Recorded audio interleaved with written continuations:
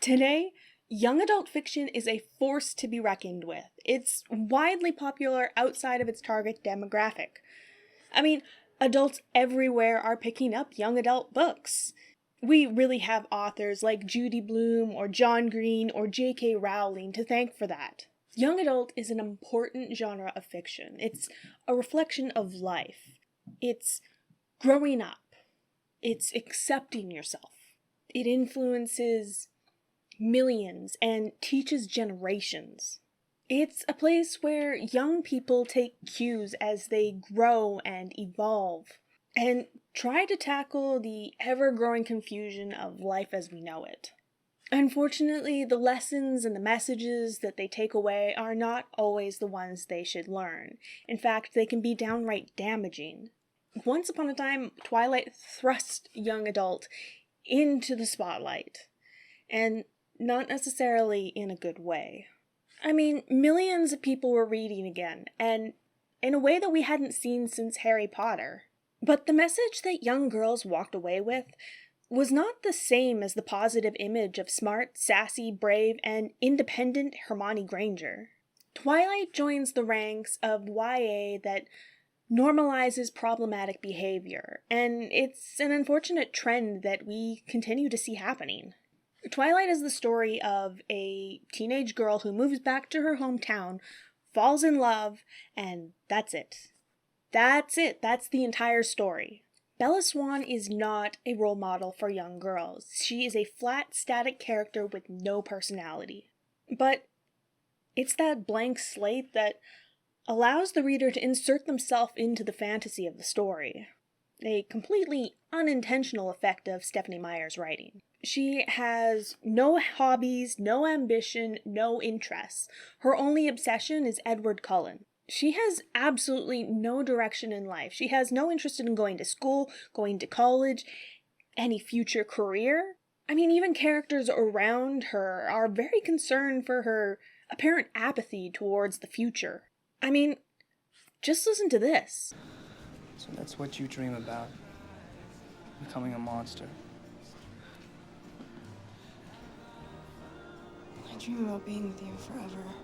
She is so dependent on this relationship that when he leaves, she becomes an even hollower shell of a person. Her world is literally ending, and she wants to die. The only way she feels alive again is very purposefully putting herself in very dangerous situations. Also, she can feel that connection to Edward again. And by that connection, I mean she's literally hallucinating and hearing his voice in her head. And when he comes back, everything is forgiven. And the relationship just falls back into the unhealthy patterns of before. Bella has all the psychological signs of a victim of abuse. First, she falls for the forbidden man, the unattainable, the bad boy. She's excited by violence, frequently putting herself at risk. Cliff diving, driving motorcycles recklessly. She spends her time with vampires. And then there's the sheer fact that Edward would kill for her. He would literally rip anyone apart that had any ill intentions towards her. And he does, on several occasions. Most importantly, she has very low self-esteem. She has no regard for herself whatsoever. And this places Edward in a very disturbing position of power. Edward has an alarming amount of control over Bella. He continually says that she's the one with the power. But really, everything is his way or no way. Twilight normalizes abuse and unhealthy relationships.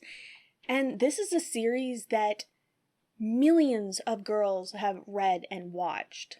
Well, it's nice to fall into the fantasy of two people destined for each other, so entwined by fate they literally can't live without each other. It teaches young audiences that without a romantic partner, you as a person are incomplete. Edward is a predator, a vampire, a weird, sparkly-ass pretty boy vampire, but The point is, Edward's obsessive desire for Bella is not only unhealthy, it's abusive. Before they are a couple, before they're even friendly acquaintances, Edward's obsession with Bella takes an alarming path into stalker territory. He literally follows her everywhere. He follows her to another city. And this was before he even knew her. He admits to watching her sleep. I mean, dude. He's drawn to her, which translate to being protective. Bella, you should seriously be concerned here.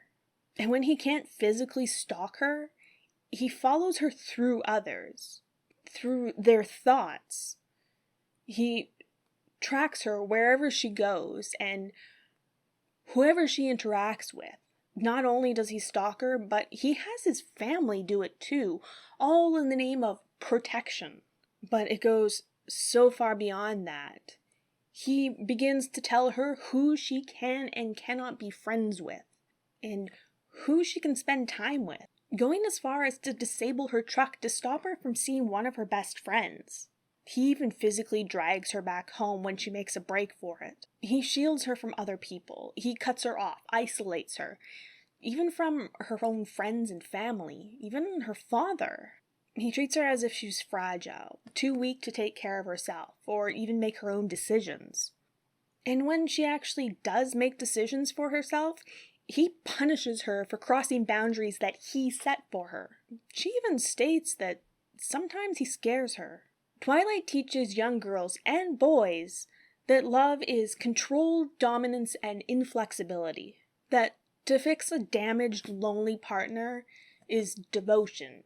This book is nothing but long-winded purple prose of how beautiful and perfect Edward is. And Bella is weak, whiny, and unheroic. She's supposed to be the heroine of her own story, and she rarely takes action or makes her own choices. I'm not saying that you can't like Twilight, that you can't enjoy the fantasy, but you need to be discerning. You need to understand that certain behaviors are not okay, and you need to recognize that in the media that you consume. If you find yourself in a situation that does not feel right, it's okay to walk away. You don't need to stay. Your first priority should always be to yourself. Your happy ending is not dependent on anyone else. Twilight is about an unhealthy and dependent relationship. And that's okay. It's important to see and understand, to be able to open a dialogue. You need to recognize the signs. You need to know that it's not okay, that you deserve the world, that you deserve a loving and healthy relationship. So please, be careful.